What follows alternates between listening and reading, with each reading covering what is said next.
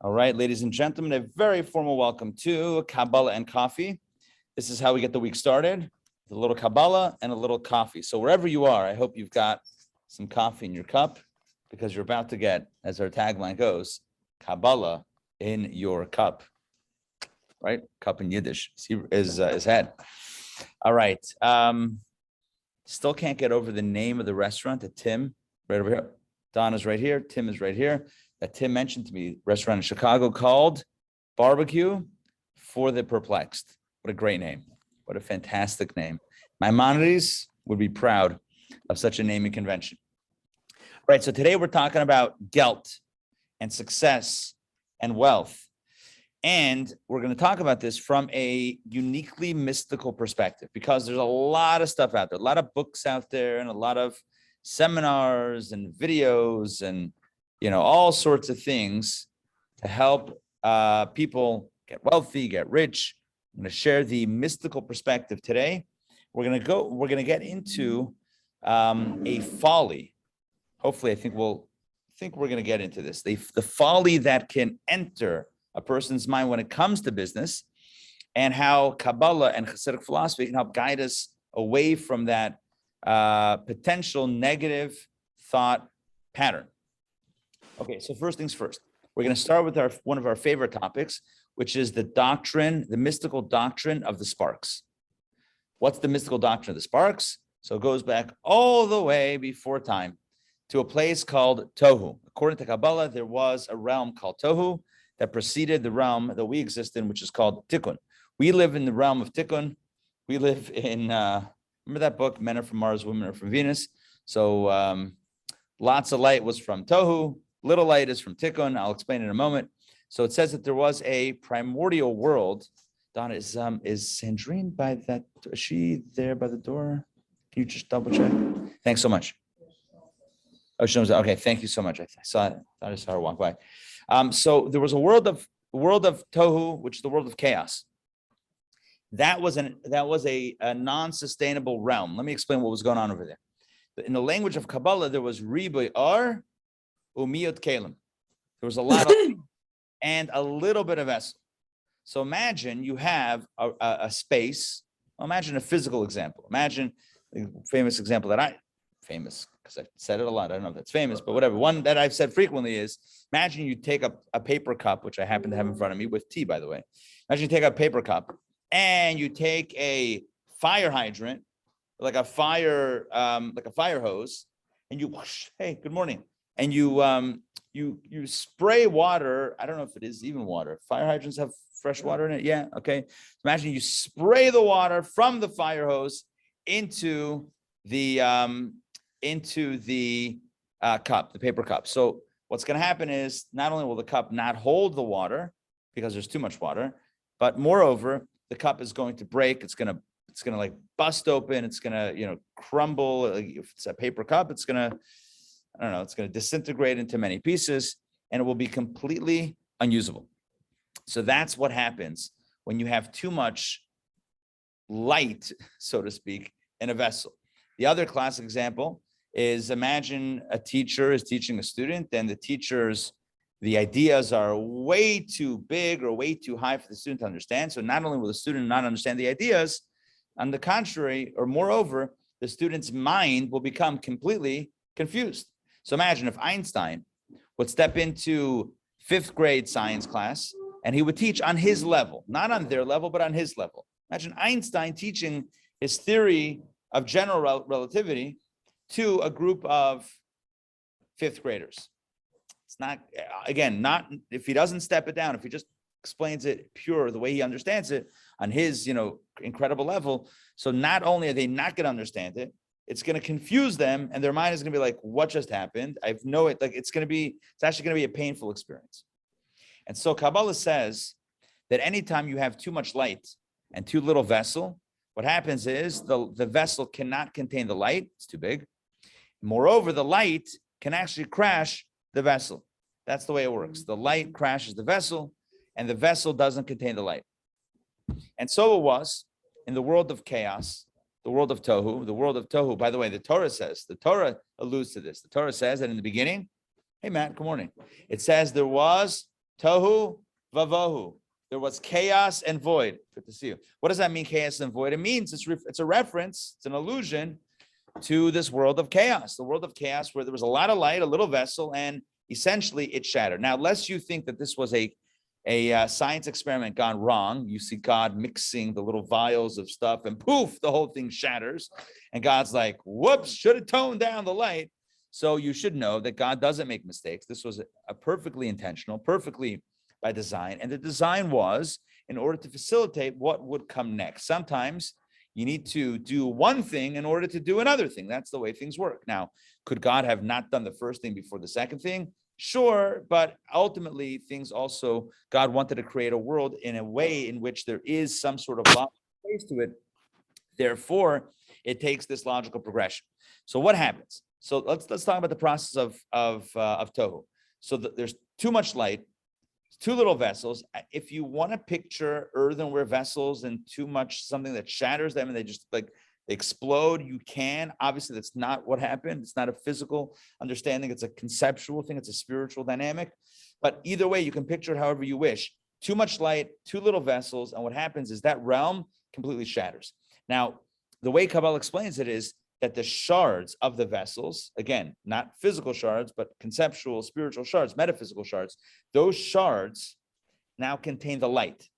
You with me on this? There's the shards themselves also contain a measure of the light.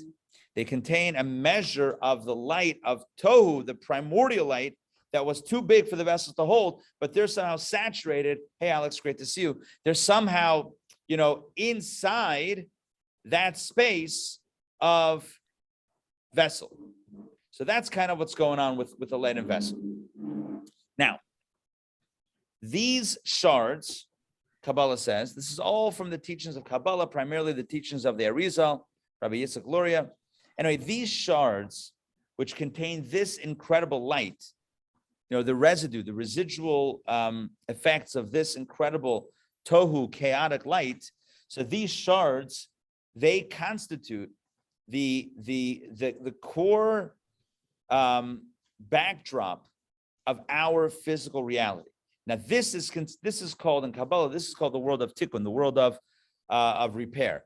So tohu means chaos, too much light, too little vessel. This realm is called tikkun.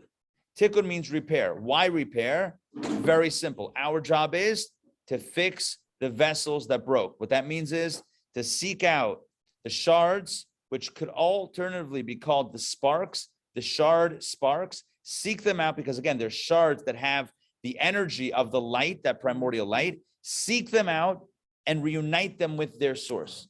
That is the goal of life, really. That is the goal of tikkun. It is all about finding, it's playing hide and seek. It's finding the shards, finding those sparks, reuniting that, utilizing that thing for a higher purpose, and thus reuniting that light back to its source. That is what life is all about. That's how their result explains it. Yeah. Is there any analogy, like you gave the analogy before, is there any analogy to righteous people, tzaddikim? They don't have it. Oh, good. So let's speak about tzaddikim in a second. Excellent.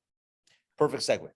So tzaddikim, let's talk about a tzaddik, right? Tzaddik is singular, tzaddikim are plural. So what's with a tzaddik? A tzaddik is someone, we might translate tzaddik as a righteous person, but it's much more than that. Someone who does the right thing doesn't necessarily mean that they're a tzaddik. It could be a Beinoni, as Tanya explains. A Beinoni is somebody who always thinks, says, and does the right thing. So that doesn't make one a tzaddik. A Beinoni, the difference between a Beinoni and a tzaddik is that a Beinoni is somebody who internally struggles, right? There's a struggle inside. On the outside, they're doing the right thing. So imagine, again, just to quickly explain this distinction, and as Tanya explains it, which is really beautiful. So imagine somebody asks you to help them schlep boxes. And you're like, are you kidding me? Schlep boxes? What? Can I opt for a root canal? Like, what am I, like schlepping boxes on a Sunday? Like, that's not what I want to do. But it's a good friend and they helped you and whatever. And it's the right thing, I'll fill in all the reasons why you would do it. And so you smile and you say, of course, I'd love to help. And you show up and you help. And you know what? At the end, you feel okay. It was a mitzvah. You did a good deed. You helped your friend and it's wonderful. It's great. Okay, so here's what happened. What happened was you did the right thing. You said the right thing. You smiled, all the right things. Internally, there was a struggle. Now, I ask the question, does your friend know about the struggle? No.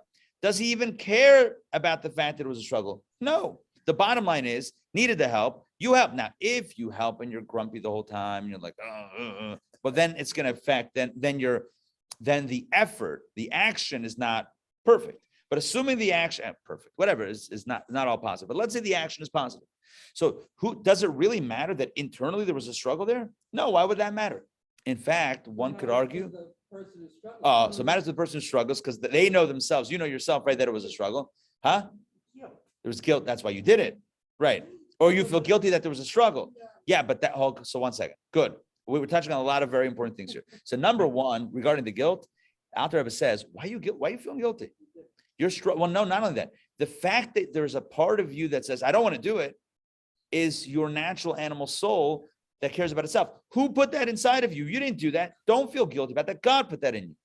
And why did Hashem put that in you? So that when your friend asks you to help them schlep boxes, you should have an internal pull that says, I don't want to. You should overcome it and thereby actually reach a higher level than if you would have said, sure, I want to do it, and you really wanted to do it inside. Why?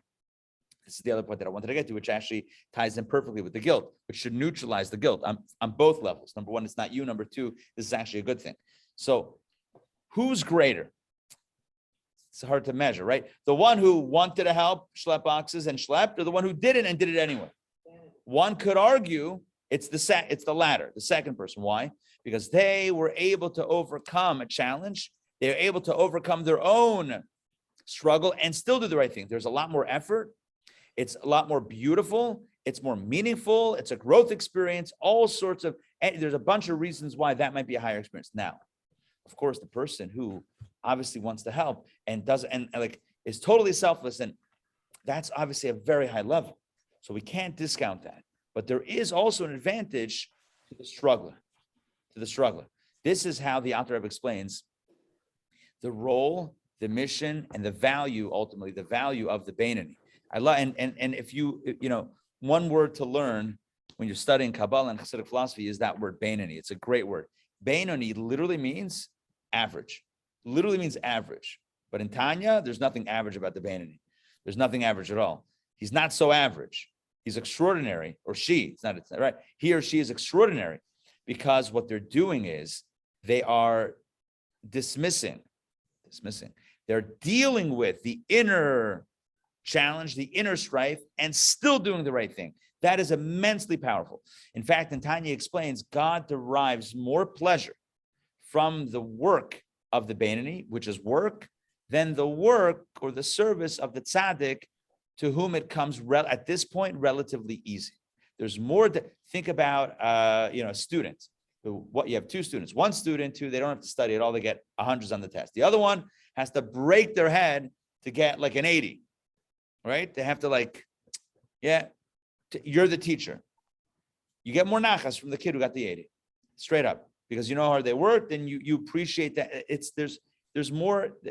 There's something beautiful about that. The kid that got 100, it's perfect. It was easy. Okay. What do you say? It's perfect. Perfection is perfection. But the Beinoni, there's something special about the Beinoni, which is why in Tanya he says that most people are not tzaddikim. Clearly, you know what it means? God likes the Beinoni because he's got more of them. That's the conclusion. So he says, for example, people would come. The Alter Rebbe writes in his introduction to Tanya. So again, just let me explain some words here. The Alter Rebbe was the founder of Chabad. He was a mystic and a scholar and a Jewish legal expert as well. And he founded the Chabad branch of the Hasidic movement. He was born in 1745 and he passed away in 1812. So that's the Alter Rebbe. He wrote his magnum opus is called Tanya, the book of Tanya. And what I'm sharing with you right now is coming from Tanya. So he explains also over there that this is why, and he writes in his introduction to the book of Tanya, that this book, because people had a lot of spiritual consultations with him, and he said there's so many people, it's getting difficult to schedule everyone with a private consultation. So therefore, I'm writing a book that should have all the answers, that has all the answers to all the questions. Look at the book. Trust me, he still met with people, but it was like, here's a handy reference guide. It's not like Q&A. It's not like, oh, what do I do? Oh, here, question, answer. It's a guide, it's a path. You could learn it for years and never fully get to its depths. It's an incredible work. But one thing I want to mention is, yes, the whole time, yeah. Now, one thing that I want to mention from there, pursuant to what we're talking about right now, is he talks about a condition.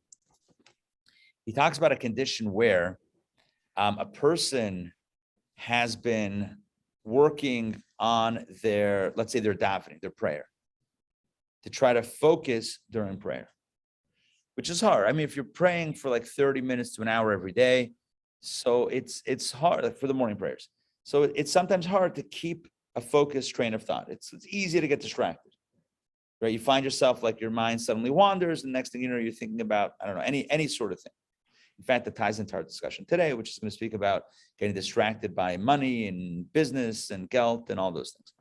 Anyway, so it's very common. It's very usual. It's a frequent occurrence that in the middle of davening, you're suddenly thinking about everything else. In fact, that ties into a story. I'm doing a story within an anecdote, within an idea. We have a lot of open parentheses here. Stay with me. This is a feature, not a flaw. I mean, I think so, of KNC. So they tell a story about a chassid. I forgot his name, but this chassid was in business. I believe he, No. Well, what was his name though? Whatever. So anyway, he was one of the great chassidim, probably of that era, the Alter Rebbe's era, maybe a little bit later. Anyway, he was in the logging. I think he was a logger, not a blogger. That didn't happen. That didn't exist back then. But he was like sold wood. And he was doing his cheshbonos, which means his calculations, figuring out how much he sold, how much he spent, the whole thing. And he does all the calculations, a whole page or 2 or 3, whatever it is. And at the bottom, when it comes to the grand total, he wrote 3 Hebrew words: Ein, Od, Milvado, which means there's nothing else other than Hashem. There's only one reality. His business partner said, come on, give me a number. What are you doing here? What are you like? What you're doing business? Why are you thinking of Hashem? He says, look, if I'm able to think of business while I pray to Hashem, while I pray to God, you with me? If I have on occasion, if I'm thinking of business when I'm praying to God, why can't I think of God while I'm doing business? If it works one way, it should work the other. But anyway, the point is that when we pray, it happens, it can happen, that we get distracted. So the Alter Rebbe says, imagine you've been working on prayer. You've been working it 30 years, 40 years, 50 years, and you're still finding yourself distracted when you pray. Imagine the level of frustration. You might say to yourself, why am I bothering? It's not working, right? It's not working. Can't do it, right? It's not effective. I'm still distracted. It's a waste of time. The Alter Rebbe says, no, it's not a waste of time. The fact that you're distracted is not the prayer, it's the animal soul. In fact, the more you're doing it right, the more the animal soul is putting in all of the effort. Like when you work a computer hard, like the fans kick in, like because like you're using a lot of, I don't know, CPU, you're using a lot of computer processing, right? Or GPU, I don't know if I'm getting the words right. I feel like I'm general processing. There you go. Right.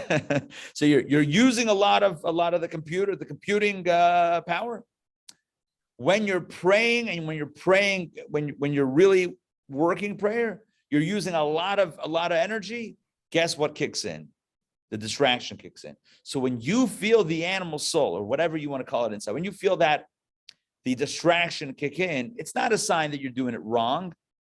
It's a sign that you're doing it right. Remember, a Beinoni is not defined by perfection inside. A Beinoni is marked by imperfection inside, by struggle inside, by distraction inside, and yet overcoming that and still putting out the right thing, still putting out the positive thing, the holy thing. So again, to kind of crystallize this, the language of Kabbalah, there's inside and outside. There's the inside of a human being, which is your head and your heart, your emotions, your ideas. That's the inside. And that might be for most people, 99.999, et cetera, percent. Most people are aspiring beinonim. We're aspiring to be average, not a tzaddik. If we're trying to be a tzaddik, it's a path filled with frustration. If you're trying to be a tzaddik, then every time you have a distracting thought, what's wrong with me? What's wrong with you is that you thought you were a tzaddik. Why do we need tzaddik? Tzaddik is showing us what that looks like, what that perfection looks like. Not that we should look at the inside part, but on the outside, because they're seamless. Also, a tzaddik could be a guide, a spiritual guide, which actually what I want to get back to today about the sparks, seeing the sparks.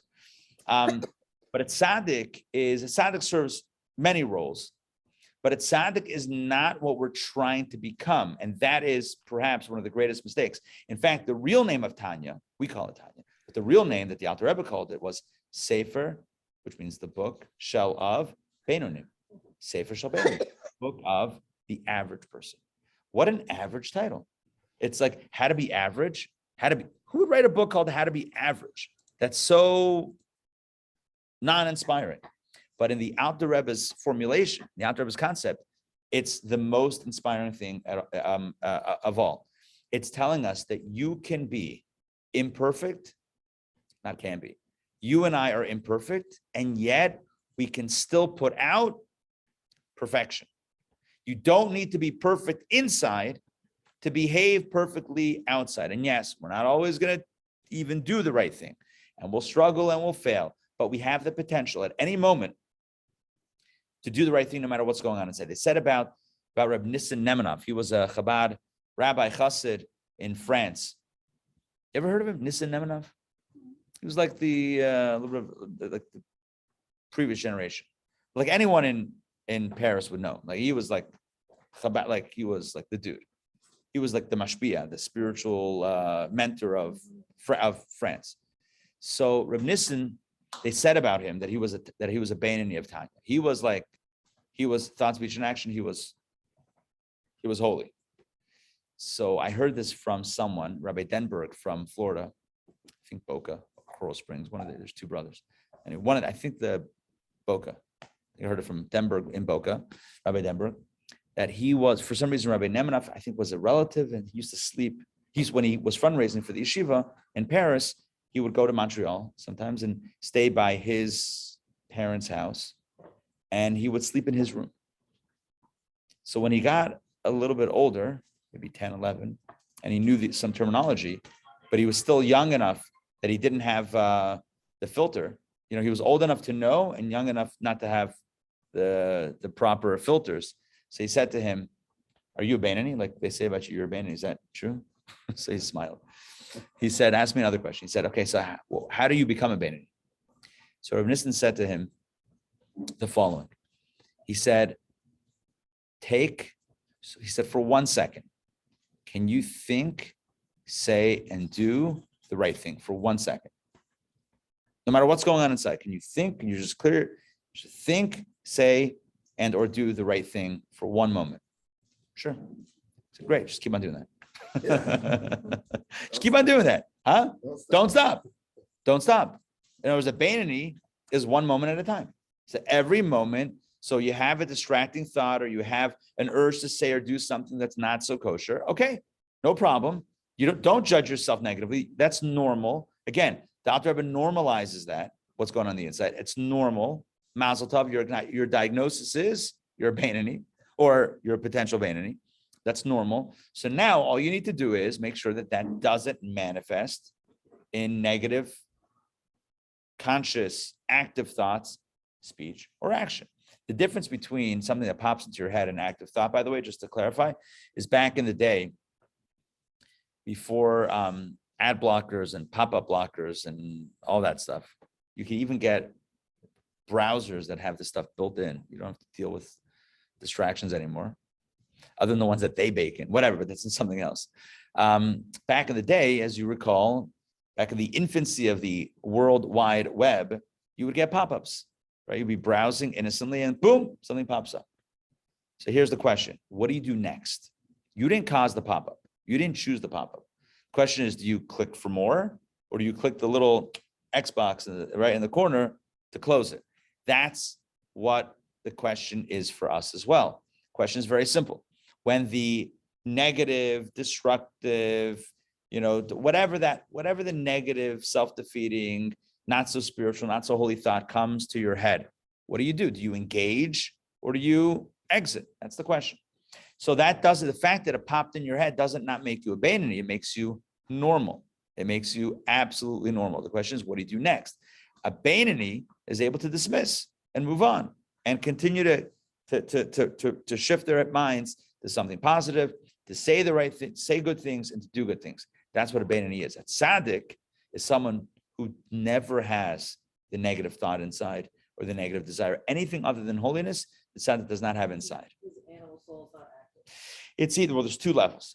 Excellent question. The Alter Rebbe explains in Tanya, there's two levels of a tzaddik. Either it no longer exists altogether, the negative inside or the opposing force, or it's so dormant that under normative circumstances, it will never crawl out of its state of quietness.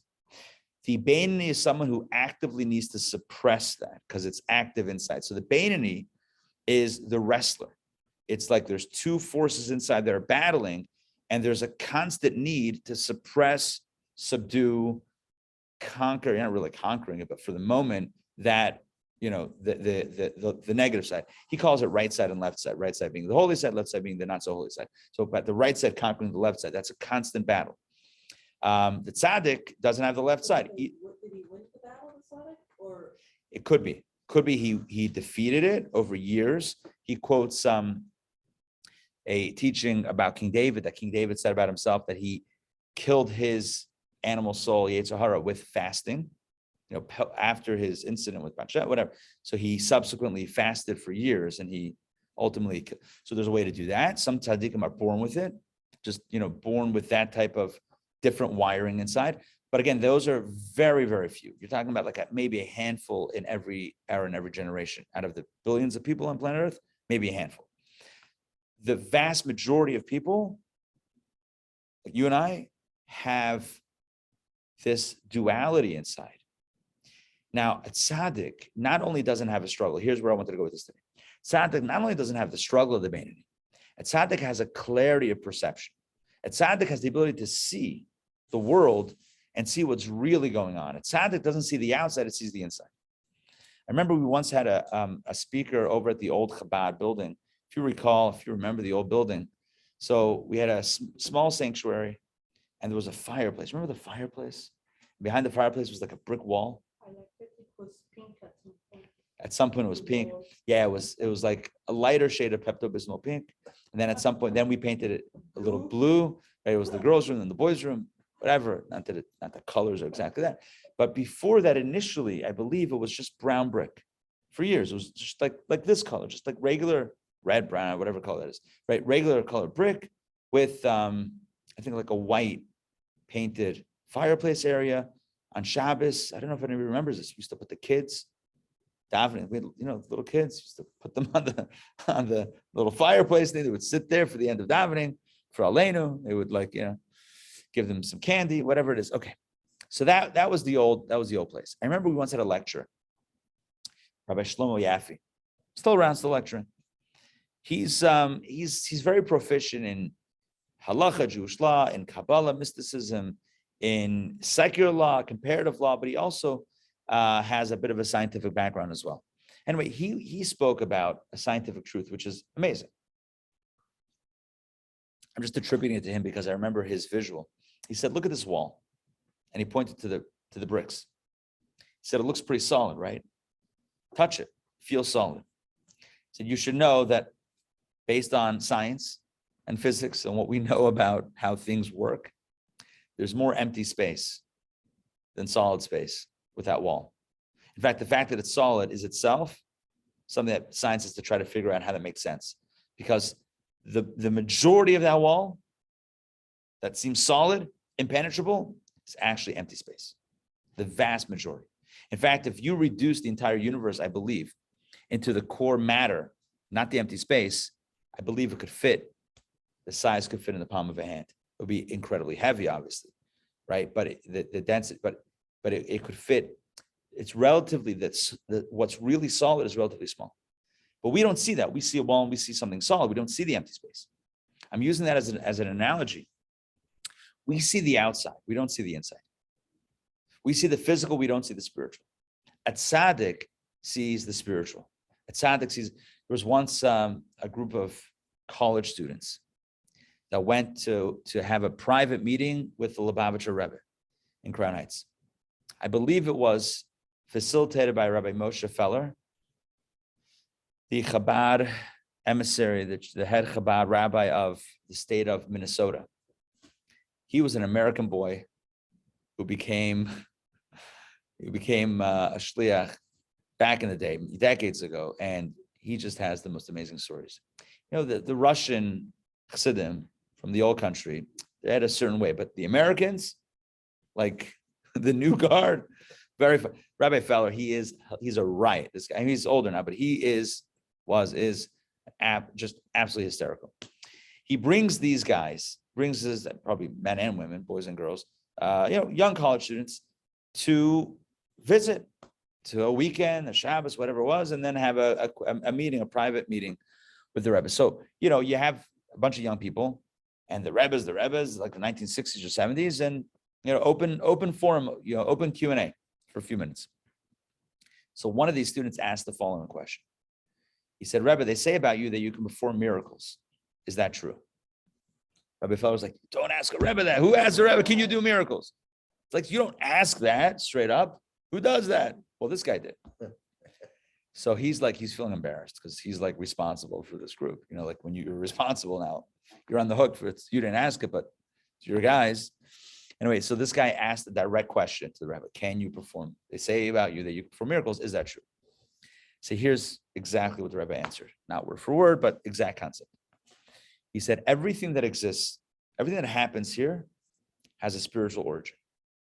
Comes from a spiritual dynamic that's shaping it.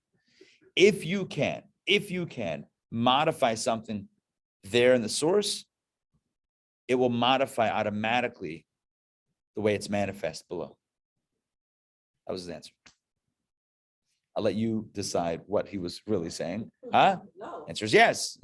Yes. He can modify the source? But that was the implication. The implication is if you can modify, Well, see, it's a tzaddik? I don't get it. The Rebbe is a tzaddik, yeah. Oh no, the Rebbe was saying about this guy. No, but the Rebbe was saying about in general that theoretically, if one has access to the source code, right? If one has connections and access, look, in any code, right? You see a website, it's a blue theme. Someone coded that. It's like a 5-character code that makes it look blue. You change the code, change a few characters around, it's red. If you change the code, you change the way it looks. That's one thing we know about. So you're saying it's a direct connection with God, with the Rebbe?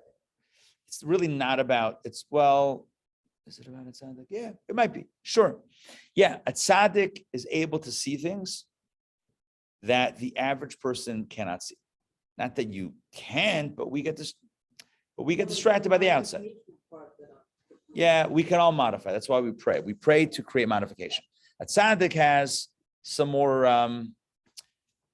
root access tools. Tzaddik can hack a little bit, But our 613 mitzvahs is that's the goal, right? So that we have this more spiritual. The mitzvahs that we do connect us to the source. But again, a tzaddik has a different level of perception. And because of that perception, the tzaddik can see keys and tools. Look, if you walk into a dark basement, you've never been in there before. What are the odds that you're going to be able to find tools that you need without any light? Probably minimal. If the light's on, you can find the tools that you need. So if the tzaddik's perception is there's light in that perception, tzaddik can see what's going on, it's easier to access what needs to be accessed.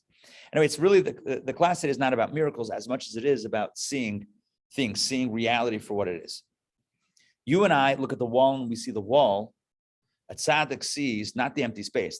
So a wall in 3 levels. You and I look at a wall and we see bricks.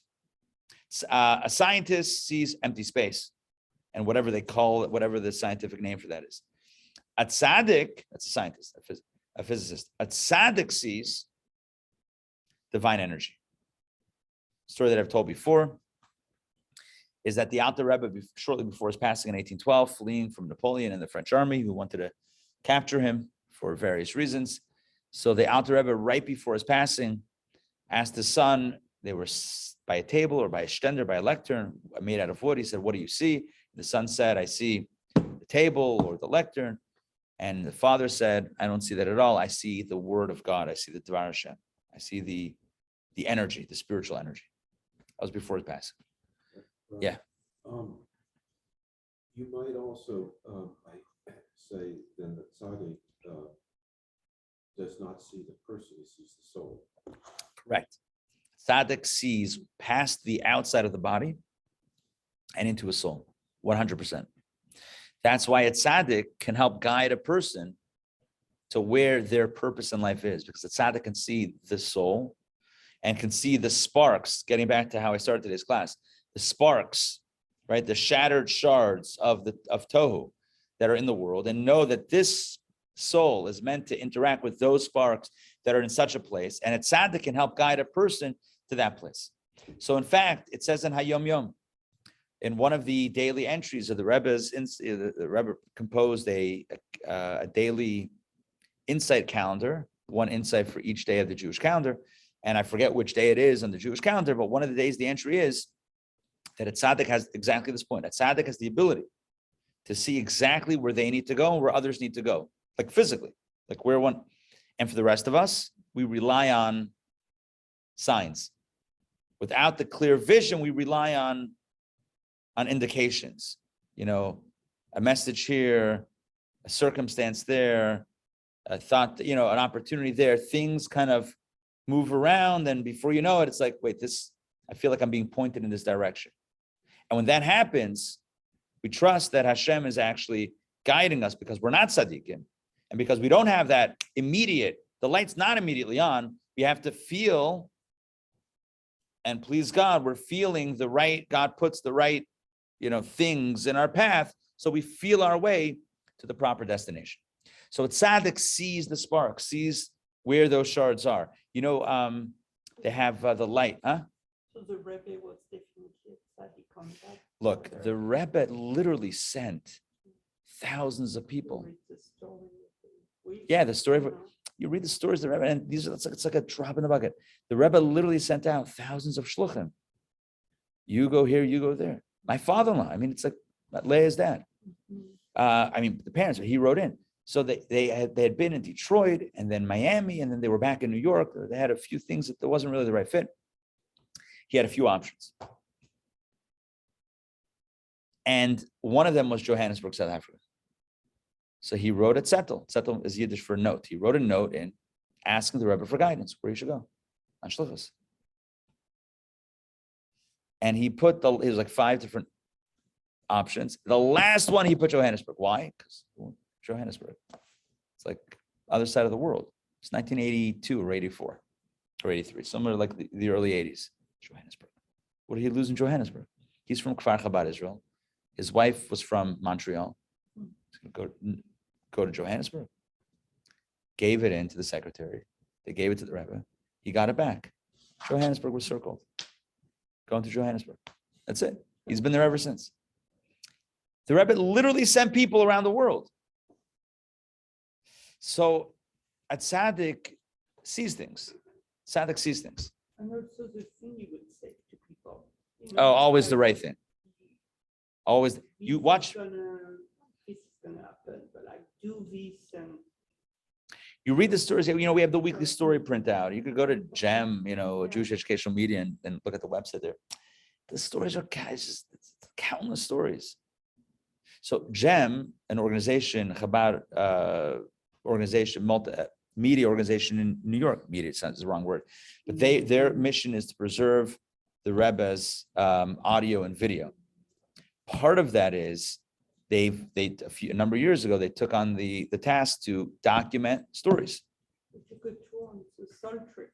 Yeah, years ago in their offices. Yeah. The editing, the room, and everything.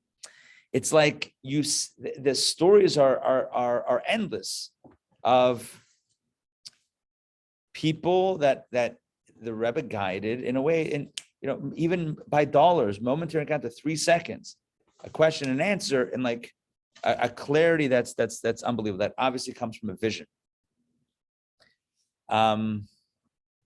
Anyway, I just, my head is now filling with stories, like it's percolating. But What we are tell- supposed to do if we today told- with no Rabbi? okay, so first of all, we still have the signs. Hashem still gives us signs. Second of all, you can still read the Rebbe's letters and guidance, and you can read, you learn the Rebbe's Torah and learn Torah in general. The more we plug in, the more spiritual vision we have. We might not be on the level of a tzaddik, but the more we attune our minds to Torah, to divine, way of thinking, the more likely we are to see the things that are a little bit more spiritual. If our minds are focused on, and again, I'm not trying to speak negative, but if our minds and our eyes and our attention and our hearts are focused on, completely mundane and secular things, then how do we expect to be able to see something a little bit deeper? Because our whole world is that stuff. But if we're learning Tanya, we're learning Chassidus, we're all here Kabbalah Coffee Sunday mornings, right? And we study Torah, and we study, the Daily Chitas maybe, which is the Chumash, the Say Tehillim, and we study Tanya, we study Talmud. If we're studying Torah, we're more likely to have a bit of a deeper view on things. When I say deeper, it's not a judgment. It's just saying we're more likely to be attuned to the spiritual. It's very hard to be attuned to spiritual if we're literally attuning ourselves to a different channel. So yes, we're not going to be on the level of Rabbi. And yes, it was.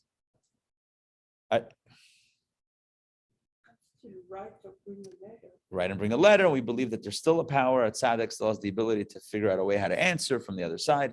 Yeah, for sure. Look, I think it's an appropriate conversation because we're less than a week away from the 3rd of Tammuz, which is the anniversary, the 28th yard site of the Rebbe. 28, by the way, the numerology, gematria of 28, or 28 is a number, but the corresponding Hebrew letters, Chaf is 20 and Ches is 8. That's supposed to the word koach. Koach means strength and power. So it's a year, it's an anniversary of strength and power, to draw strength and power from a tzaddik's legacy. And the soul, obviously, of anybody, let alone certainly a tzaddik, the soul never goes anywhere. So there's still a soul connection. But anyway, the point really where why we're talking about this is to simply state the following. There are sparks in the world, the sparks from the world of Tohu, that are now embedded in the world of Tikkun. And each of us has certain sparks that we are meant to engage with and then uplift. That's our task in life, is to uplift these sparks, is to engage and uplift and radically transform these sparks back to a place of holiness. Tzaddik can see that. Tzaddik sees where the sparks are. Tzaddik sees where they need to go. Tzaddik sees where the other person may need to go. That's the value of a tzaddik. But that's one of the features of being a tzaddik. Vis-a-vis our conversation about money and wealth, a tzaddik has a different perception about how wealth is generated. You see, most of us, present company obviously excluded, most of us see wealth, success, money as the product of physical work and intellectual ingenuity. If I'm smart, I make the right choices, have the right education, get the right job, put in the effort, etc., then I will be successful. That is, there's an equivalency there. A tzaddik has the ability to see that the formula does not work exactly like that.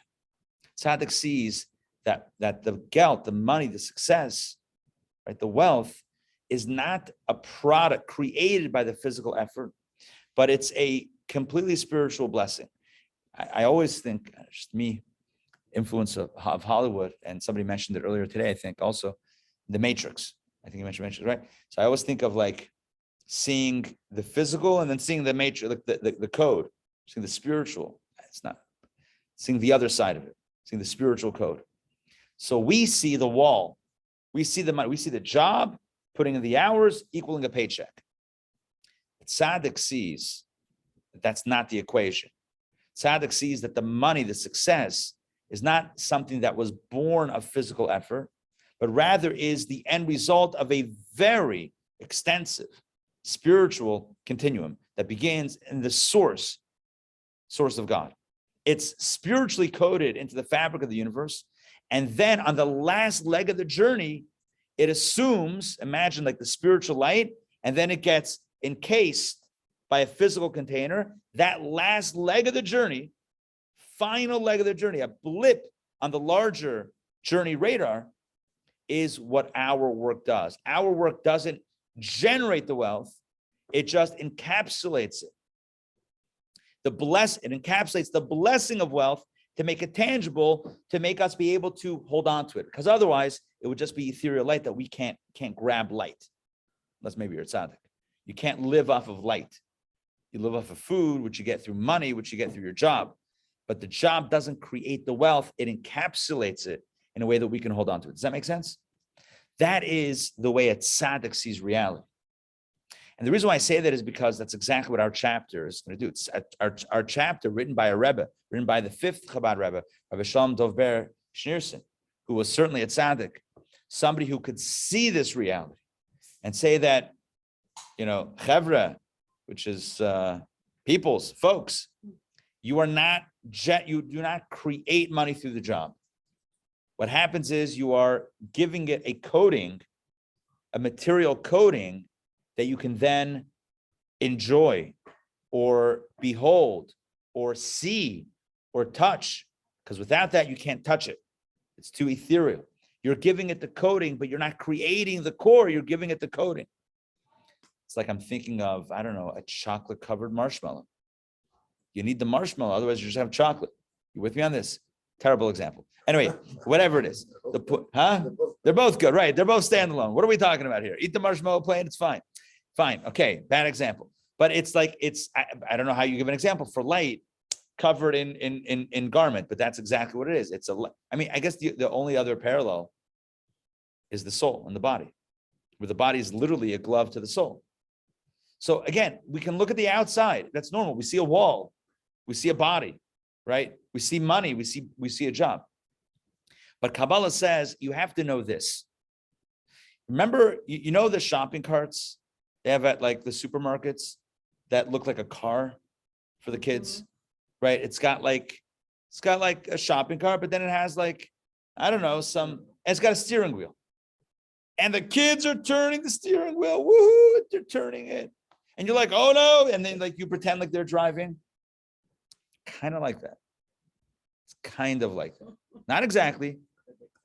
It's kind of like that. God is driving this car. He gave us a steering wheel also. Keeps us busy. It's like, look, I'm driving. God's like, sure you are a cowboy. You keep on going. You're driving great. That's what I tell my kids. You're a great driver. They're like slowly pulling into aisle 12. I'm like, very smooth. If I see them doing a little rough, I'll hit some canned goods. I'm kidding, I won't. But it's more than that. I have to be careful with this because my analogy is not perfect. Because in the Kabbalistic side of things, there is something that we do objectively, which is we give it that material encasing. So the kid in the car is doing nothing, really nothing. The better example is, I was thinking about this morning. I don't know if this exists anywhere other than Kennywood. I don't know if you know what Kennywood is. Kennywood is the little amusement park right outside of Pittsburgh. So that like our local amusement park, for 1 minute, they had the tallest roller coaster in the world. It's called the Steel Phantom for a minute. And then like the next year, someone built something bigger. And then I think they stopped trying because it's like a small park. Pittsburgh is not a lot, whatever. But it's great. It's a very family-friendly park. It's a lot of fun. It's called Kennywood. Kennywood. It's like a yellow arrows, and it's like that whole theme. In my head, I see it. Anyway, they used to have this car, like you could drive it as a kid, and essentially you were on a track. I love this. You got into a car. So it wasn't a go-kart. I mean, it was kind of like a go-kart, a mini go-kart, but there was like a metal track, maybe 2 metal tracks, and the wheels were on the outside. So you couldn't like freestyle too much. Now you could turn, but even if you didn't turn, the track was going to take you there anyway. You with me on this? It was such a way where no matter what happened, you were going to follow that path. You couldn't like hop the track, wasn't possible. But within the track, you had a little leeway. Maybe that's another way of understanding it. It's like God gives us a steering wheel. He says, go, you can drive a little this, a little there. At the end of the day, God is still driving it. Look, the difference is that we believe, as we've been discussing over the last really few months, is that we have input into what generates the blessing from on high. And we have the objective input in creating the garment that we can then hold on to. So all of that is true. But on the biggest level, God is really driving this car. God is really the driver. And at the core, when we see success and wealth and gelt, it really is divine energy covered with a hard shell. That's really what it is. It's divine energy covered with a hard shell. A tzaddik sees that. And a tzaddik, therefore, sees the following. Sees people that are potentially obsessed with garments, and neglecting the core spirit. And that's the folly that we're speaking of right now. We've spoken about a lot of, this book is called Overcoming Folly.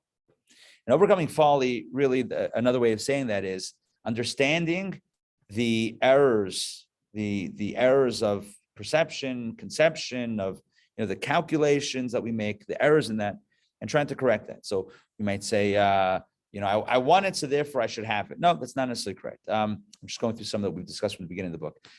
No one's going to know. People will know. I can do this and get away with it. You can't really. It's not going to hurt me. It will. This one is, I need to earn a living.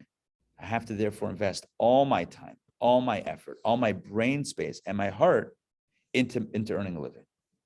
And what he says over here is, as we'll see today, is that the effort that we put in is absolutely necessary and important, but within a context, because what our effort does is cover the blessing, which means that a major focus needs to be on generating or tuning into the spiritual energy and making sure that that's coming our way. And then, of course, doing what we need to clothe it in a way that we can then enjoy it, but to generate that light first.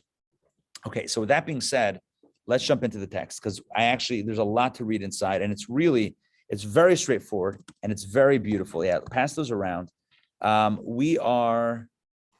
The book that we're studying, of course, as you know, as I just mentioned, is called Overcoming Folly.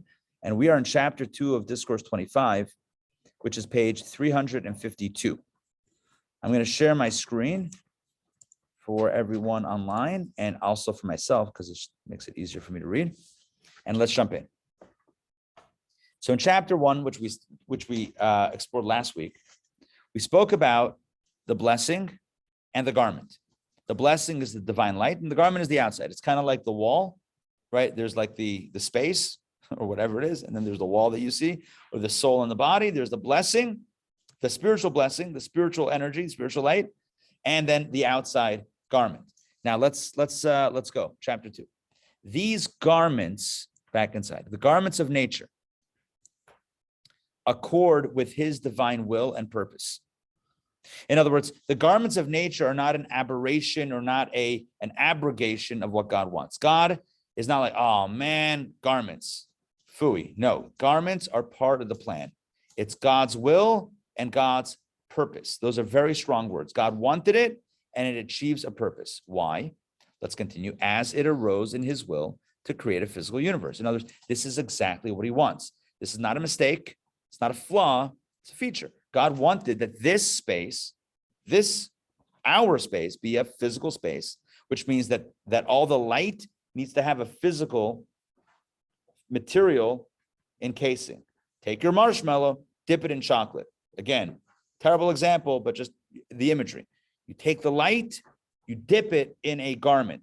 You could see it. If you didn't have the garment, you and I wouldn't see it. It wouldn't be real. You couldn't touch it, you couldn't hold it. God wished, let's continue inside. God wished that everything, even the divine light in this world, be concealed within nature. Again, these are big ideas. This world is powered by divine light. In fact, this world is all divine light. It's just the divine light is encased in a physical garment. So that tree out there, that tree is divine light with a tree with a case, right? It's like a tree case. You know, like a phone case, right? So there's a phone inside, and then it could be like a gold case. This is a very simple case. I don't know if it protects that much, but whatever. But like you have a case, then it just gives it like a flavor, like the style of flair, right? So imagine divine light, and then there's a tree. There's a tree case on top of it, or a human case on top of it. Obviously, the divine light is attuned to its case, but in the case here is he's calling garments. Let's continue. Despite their origin, fourth line, 351. Despite their origin in God's purpose, 352. Despite their origin in God's purpose, the garments of nature do utterly conceal the godly light and flow. In other words, God wants the garments, but now that you have garments, you can't see what's inside. God wanted garments that you can't see past. God didn't want translucent garments. God wanted opaque garments. God wanted that when you and I look at the tree, what do you see? A tree. That's how God, this is by design. They're God's garments, because who else made the garment? God makes the phone and the case. God makes the marshmallow and the chocolate. God makes the light and the garment, right? I mean, we have input, as we'll see soon with money, but God creates both. But God's conception or vision of what a garment looks like is that it blocks the light to the point that you can't see past it. So again, despite I'm going to read the sentence again, the fourth line down from this last paragraph. Despite their origin in God's purpose, the garments of nature do utterly conceal the godly light and flow. It's God's intention. It's God, but you can't see it. To the extent that a merchant, listen to this, merchant means a business person, is capable of convincing himself or herself, God forbid, that quote from Deuteronomy, his strength and valor of his hands wrought him all this wealth. This is a line from Moses. Moses' final speech to the Jewish people before his passing. Famously, Moses passed away before the Jews entered the Holy Land, the Promised Land, and Moses did his best to give them as much inspiration, inspo as they call it today, before he would leave them. And one of the things that he said is, be careful of making the mistake to say that your strength and valor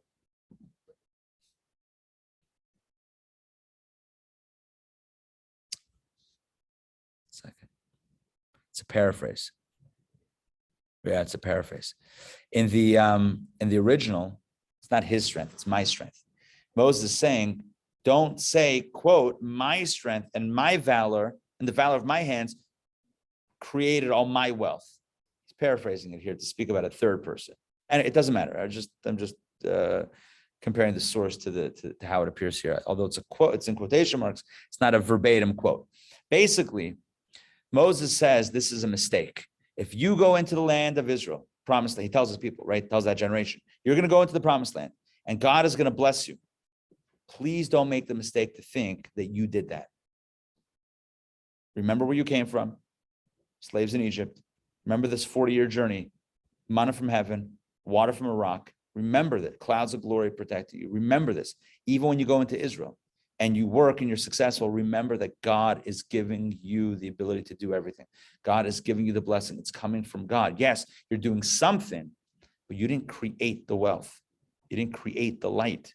You are garment. You're covering or accessing it. You're not creating it. So this is getting back to the sentence here. It's a long sentence. So Rabbi, I have a question. Sure. Okay, so you're not implying that we could just sit here and do nothing but daven all day and expect the same blessings to show up. It's almost like a co-creation, maybe? 100%. In fact, the greater the light, the greater the need for a garment, if that makes sense. The bigger the blessing is, the bigger the garment needs to be. But at the same time, the question is, what's the ikar and what's the tafel? What's the primary and what's the accessory, right? What's like a person gets dressed? What's the person and what's the clothing? There's a difference. Sure, you need the clothing, right? But there's the person and the clothing. You never say the clothing was. You could say, the clothing makes the man or makes the person. Sure, you could say that. But at the end of the day, the ikar is the primary thing is the body inside. When it comes to the blessing of wealth, literal wealth, the main thing is the divine blessing. Yes, if God has a bigger blessing for us in mind, right, it's going to require more wrapping paper. That's the reality. It requires more wrapping paper, right? At the same time, even as we're wrapping, right, let's remember that where it's coming from. So I want to start the sentence again for the third time. Why? Because I want to get the flow and see. So we divide into a few parts just to make sure that this is 100% clear.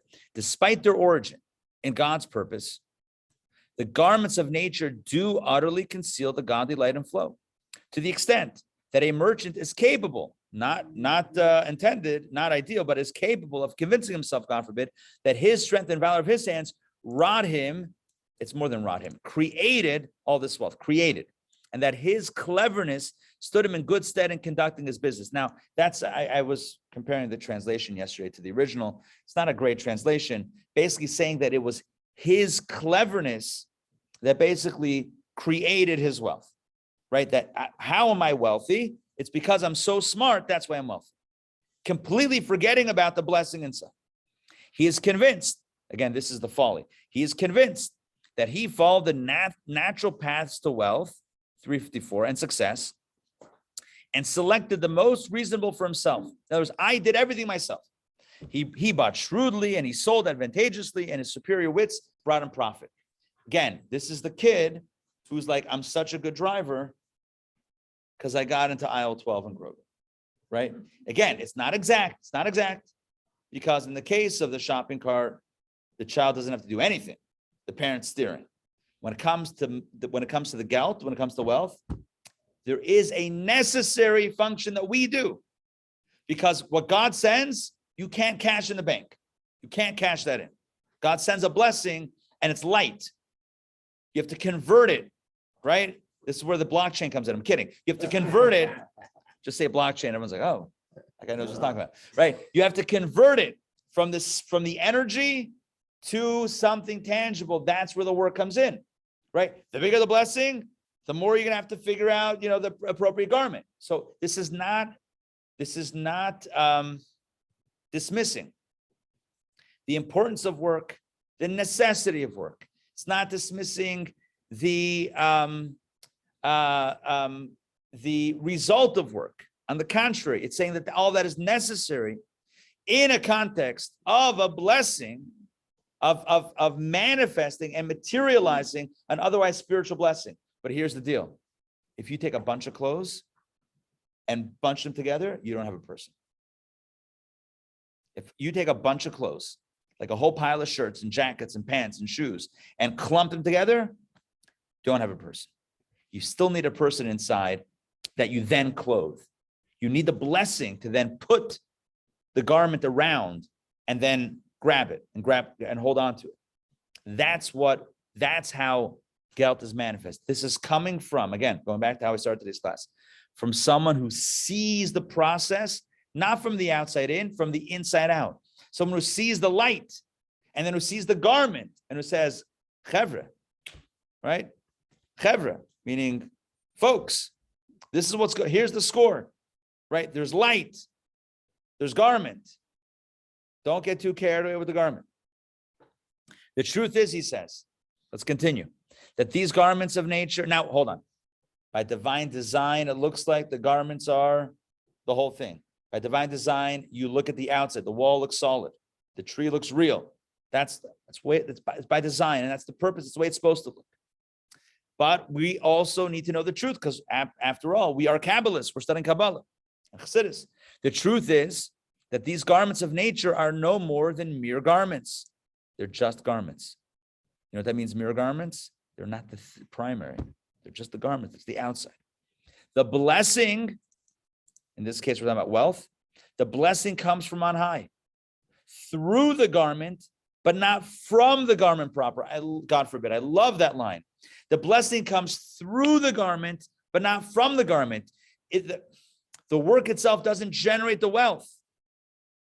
The work encapsulates, garbs the divine blessing of wealth so that you can actually put it in your pocket. It's a difference. The work doesn't create the wealth.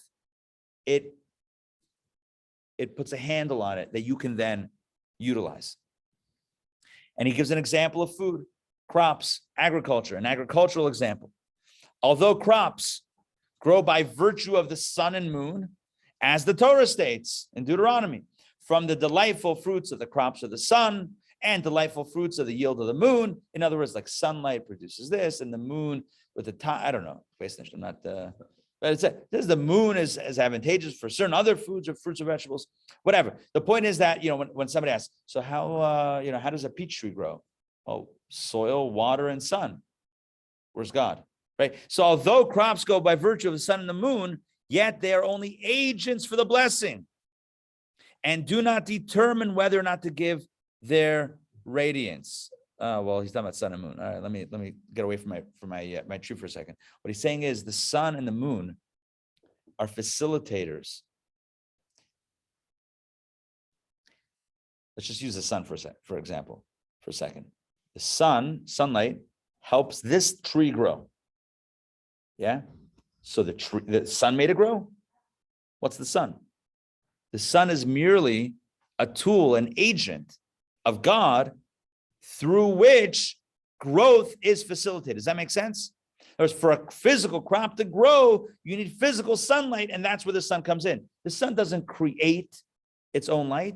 The sun didn't decide, oh, I'm going to emit light, and thereby, through my light, this tree is going to grow. The sun didn't decide that. It's all an agent, right? It's all in the agency of God. It all depends on God's word, as noted above in Discourse 23. Likewise, the business and the garment act only as agents, while the blessing comes from the hand of God. But to answer Dr. Maxey's question, it must be clothed in the garment and the business, namely garments of nature. It must. It's not optional. It's not optional here.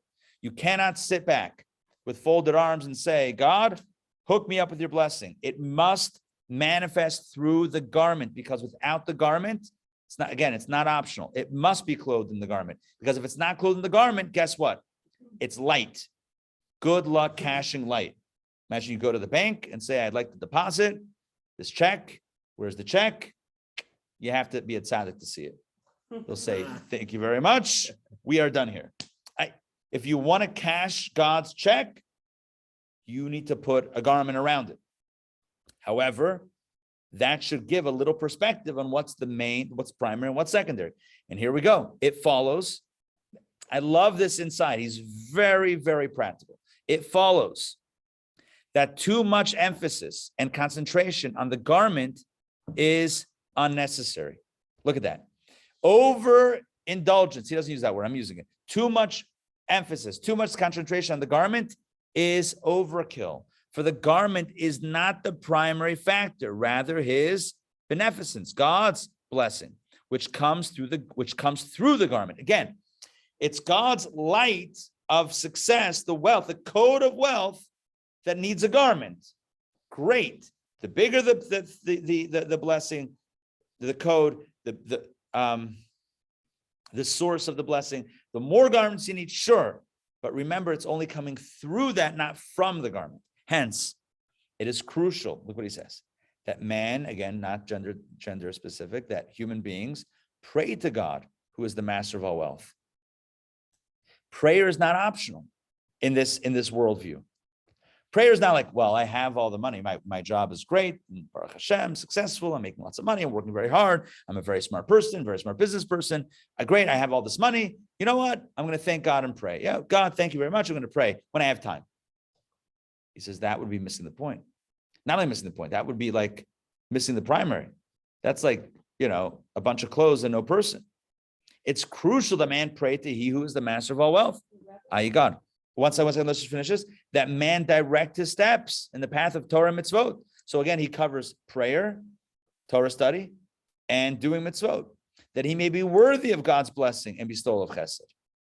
In effect, he strives that the allotment of beneficence determined from Rosh Hashanah and Yom Kippur be actually granted to him through accepting the yoke of heaven and through true Teshuvah, which means turning oneself toward God. So what he says here are the three, according to Pirkei Avot, Ethics of the Fathers. Sandrine, you and I were talking about this yesterday. It says the world stands on three pillars. The world stands on three pillars: Torah, Avoda, and Gemilut Chasadim. Torah study, Avoda is prayer, and acts of kindness, meaning mitzvot. There are three pillars that the world stands on and three pillars that our world stands on individually.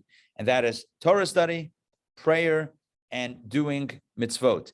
When we have those three things, when we're doing those three things, that helps, no guarantee, but that helps generate the blessing from on high, coupled with the work that we do, which creates the garment, then we can access it. That's the magical thing. Now, let's be very clear here. We are not in complete control of the blessing. We must do our best, but we are not in complete control of the source code. We are not tzaddikim. We are not God. We don't have full access. We can do our best to try to generate that by pushing the right buttons, i.e. Torah study, prayer, and good deeds. We can push the right buttons, try our best to push the right buttons. There's no guarantee that by pressing this button, those buttons in this combination, you're going to generate X amount of light, and then you should do this job, and that will capture all of it, and then cha-ching, that's my slot machine little meme thing, or whatever it is, act, move, and then that's how the money's going to spit out, and that's how it works. There's no guarantee, because we don't write the script. God is still ultimately behind the shopping cart. We still have a little wheel that does a little bit. God is ultimately driving this. We do our best in focusing, being attentive to the source. There's no guarantees, but we do our best, or it is in our best interest, as he says, essentially, to focus a lot of attention on the source, on the spiritual light part of it, to generate that in a healthy way. And then, of course, to work and do what we need to do to then translate that into the physical. If I'm not mistaken, sound, analog versus digital sound. So what's digital sound? Zeros and ones, right? Bits of information. How does that translate to something audible? So it has to be converted from digital to something that you can hear, something auditory. So there's a conversion process. It almost has to be wrapped in a layer that can then be heard. Because pure code, you can't hear code. You can hear code when it's translated into something that you can hear. So there needs to be you need the compact disc. I'm like 90s. This is me 90s with my Techniques receiver and CD player and tape deck and record and speak. Yeah, this is when I had components back in the day. Yeah. So you need the CD that has the pits and the grooves, that has the zeros and ones. And then you need the player, you need the technology to convert that into sound waves, or to convert that into some sort of signal that can then be transformed into sound waves, and you use speakers to pump it out. You need all of the steps. But you pull out the CD and you turn up the volume, hit play, not gonna do anything. You have just the CD, it's also not gonna do anything. You need both. And his point here is, most people are not in danger of focusing only on the CD when it comes to work. Most people are not that's not the concern. The concern is the other way. You're focusing too much on the other stuff and you forgot to put the CD in. Most people have that challenge. The challenge when it comes to the spirit, when it comes to healthy spiritual work balance, when it comes to striking that balance, most people, most circumstances are struggling the other way. Yes, you will have rare instances where a person is so dedicated, Torah, Avoda, Gemilut Chasadim, that they forget to go to work. You have that on occasion, and you're like, buddy, you got to go to work also. You got to create a garment. But most people, when there's a struggle with the balance, it's usually going the way of a person who's working so much that they say, I can't go to shul. I have no time to go to daven because I got to go to work.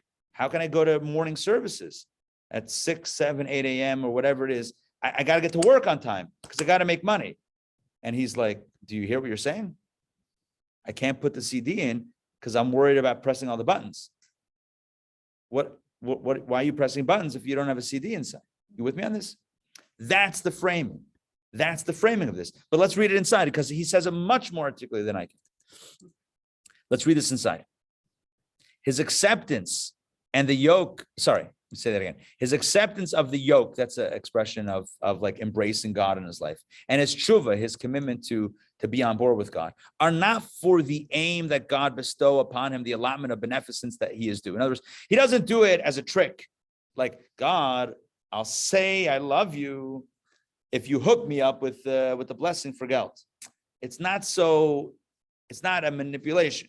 His acceptance of the yoke and his tshuva must be truthful for their own sakes, because this is imperative. In other words, he's on board with God because he's on board with God.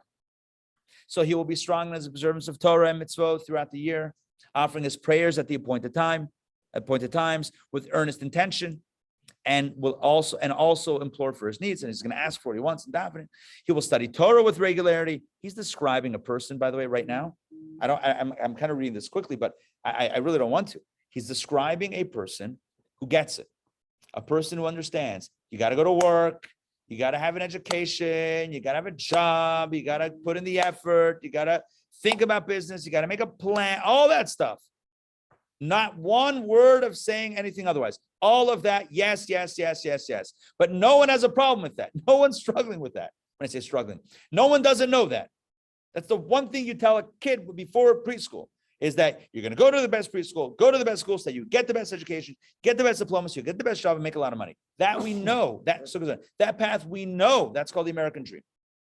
What he's suggesting here is that what really drives that at the core is something spiritual. And when a person realizes that, then what does it look like? It looks like here's a person who embraces God in their life, who turns their life. Tshuva doesn't only mean when you do something wrong, who pivots toward divine things. This is a person who's strong. I'm just going over the key points here. Strong in their observance of Torah and mitzvot. They study Torah. They do mitzvot throughout the year.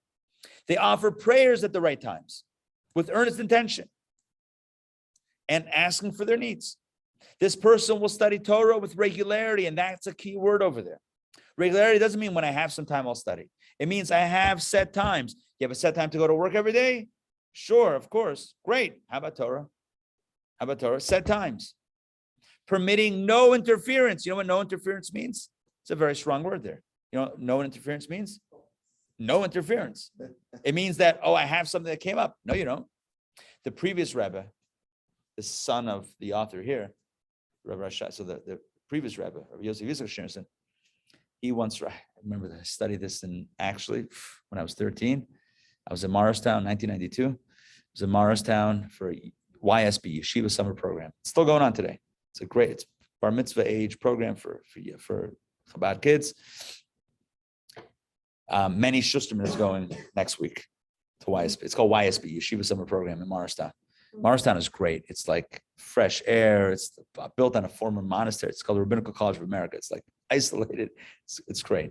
Why am I saying this? I remember studying in that summer a discourse where the previous Rebbe writes that people in America, they have set times for lunch, 12 o'clock. Don't get in their way 12 o'clock. They take their lunch break. Do not try to get in their way. I know today now it's a little bit different, but like 12 o'clock. Oh, it's France. Okay, so maybe it's a European thing then, but I think it was in America that he said. So like 12 o'clock, lunch, sacred. Is our Torah commitment. You want to do that? Fine. But is Torah the same way? Where every day at this time I'm studying Torah, or these days a week, is it sacred? That's a good word. I love that word, sacred. Sacred means permitting no interference. If someone calls, if someone texts, it's like, now I'm on my lunch break. Now I'm studying Torah. It's like a kaviyosita means it's kavua in your heart. It's set. It's like ingrained. Then, listen to this. Then he will occupy himself with business. Study Torah, do mitzvot, pray, right, etc. Then do your business, and he will find that 356 less time will suffice. He says, I promise you, you'll find that when you're plugged into the source and you're viewing the work as the garment, you will find that you will accomplish the same amount of work and make the same amount of money with less time and less distraction. The divine blessing has already been determined, and it has been elicited and clothed in the vessels of the 10 sefirot of Bria, Yetzira, and Asiya, and lacks nothing more than investment in the natural garments of the constellations and the natural garments of the instruments of livelihood. In other words, all it needs is the final mile, the last step. It's like the CD or the whatever was encoded. It was stamped, it was pressed, and then maybe records are pressed, whatever this was, it's still pits and grooves and whatever. And then it goes, you put it in, and then it's reading it or whatever. It's the last mile, just connect the cables. Hence, with minimal involvement in business, the beneficence can be elicited and translated into actuality through the business. When we are focused properly on the source, then the garments you still need the garments. Not saying don't go to work, don't get an education. Never said that. But you will find, he says, you will find that you will need less. It's going to take less out of your kishkas. It will take less out of you because you have everything is at your fingertips. Let's continue worthy, i.e., in other words, when the human being is worthy by virtue of his deeds and Torah mitzvot of the supernal chesed, then the chesed is elicited from Atik. He's now tracing this Kabbalistically, in case you want the mystical terminology. So when a person is worthy of the supernal chesed kindness, then the chesed kindness is elicited from Atik, from Keter, through awakening the Sefirot of Atzilut, as we have noted, Discourse 24, chapter 1. The beneficence is elicited into Malchut of Atzilut, the highest world, and continues downward through the vessels and garments of the 10 Sefirot of Bria, Yetzira, and Asiya, becoming physical matter through investment in the constellations until it is ultimately elicited into this world through business. That means through going to work. At this stage, minimal involvement in business is enough. In other words, you'll be able to run the business and be able to go to work and run the business and maybe hire somebody else, and it'll run, and the wealth will be generated, the money will come in, and it won't get the kishkas out because the blessing will have been brought on a silver platter. You just need to slap on some garment action. However, if God forbid he is unworthy of the bestowal of chesed, i.e. when the allotment of chesed has not been elicited into Atzilut, needless to say, if the allotment was never made on Rosh Hashanah Yom Kippur, God forbid, in other words, if it A, was never generated, or B, never reached that next stage, if it was generated, or even if the allotment was elicited on high into Malchut of Atzilut, but if it has not formed the garments of beyond the manner that can translate into material good, as explained in Discourse 19, chapter 1, then what effect could his excessive work have? Then what you're throwing garments on an empty space. In other words, if you don't have the blessing, so what, you're throwing garments at thin air. You're throwing garments in the sky. They're going to fall down. There has been no listening of chesed from on high, God forbid. Thus, and this is the bottom line, the critical task of man, in other words, I would say the primary focus is to be devoted to God. When the supernal chesed is elicited, then God's blessing will bring wealth, even with small or relatively small effort. And I couldn't say this any better myself. This chapter is all about where wealth comes from. You can read many books, you can join many seminars, you can pay thousands of dollars to learn secrets of success. But according to Kabbalah, it's very simple. According to Kabbalah, it's tune into the source where the blessing comes from. Now, is that a guarantee? No guarantees. We're not on that side.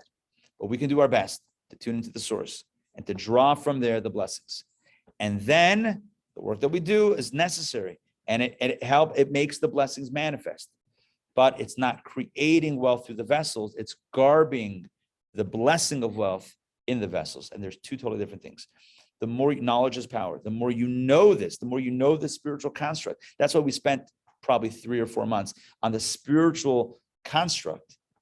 Because once you know that, you can catch yourself on Monday at 11 a.m. when you're feeling like inundated. Remind yourself, this is a garment. The blessing is from God. And Tuesday morning, when you're wondering whether you should pray for 10 minutes or get to work early, pray for 10 minutes. Because never make the secondary primary and the primary secondary. It was Covey, who sold many books on business, or whatever he sold books on, who said the main thing is to keep the main thing the main thing. And that's the way it is. Keep the primary thing, and don't make the primary secondary. No need to blend, no need to cross the lines over here.